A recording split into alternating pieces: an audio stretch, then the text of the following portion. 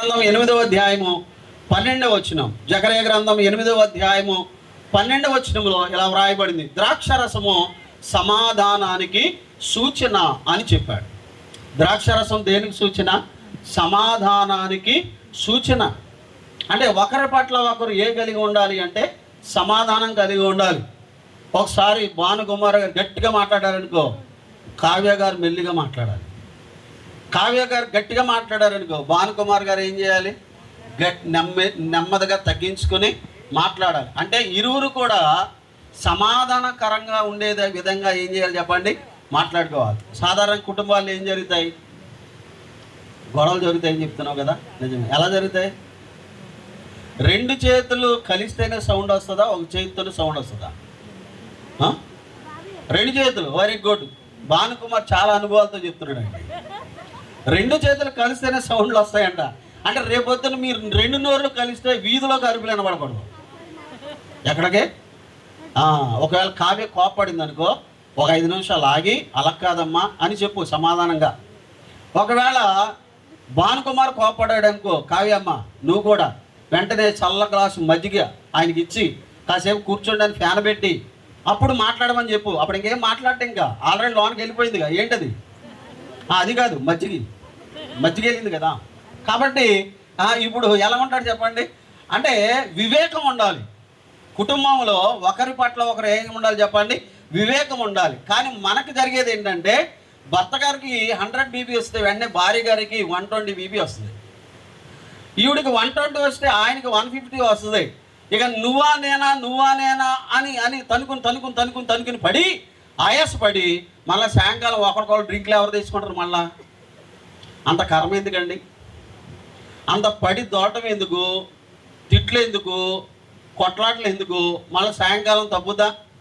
ప్రభు అన్నాడు, మీరు కోపపడడు కానీ పాపము చేయొద్దు. కోపంలో ఏం చేయకూడదు? కొట్టడం, బూతులు తిడతాం అలాంటివి చేయకూడదు. మగవాళ్ళే కాదు, ఆడవాళ్ళు కూడా.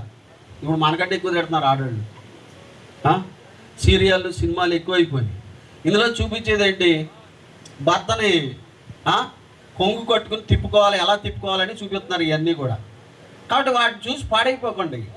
కుటుంబాల్లో భార్యాభర్తలు గొడవలు రాకుండా ఉండవు, కానీ దాన్ని సమాధానపరుచుకోవాలి. ప్రభు అన్నాడు, సూర్యుడు అస్తమించే లోపుగా మీరు ఏం చేయాలి? సమాధాన పడాలి. ఈ సమాధానకర్త కూడా ఎవరు? యేసుప్రభువే. సంతోషానికి మూలం యేసుప్రభువే, ప్రేమకు మూలం యేసుప్రభువే, సమాధానకర్త కూడా యేసుప్రభువే. కాబట్టి ఇప్పుడు యేసుప్రభు ఉంటే మీ కుటుంబంలో ఏం కొదువు ఉండదు. ఈ 3 చెప్తే నేను ఆగిపోతా. 3 చెప్పాను కదా. ద్రాక్షరసం దేనికి గుర్తు? 1 మీరు ఇప్పుడే మర్చిపోతే మొదటిది సంతోషం. ఏంటి? ఎదురు చెప్పండి. సంతోషం. 2వది ప్రేమ. 3వది సమాధానం. మళ్ళీ చెప్పండి. మొదటిది ఏంటి?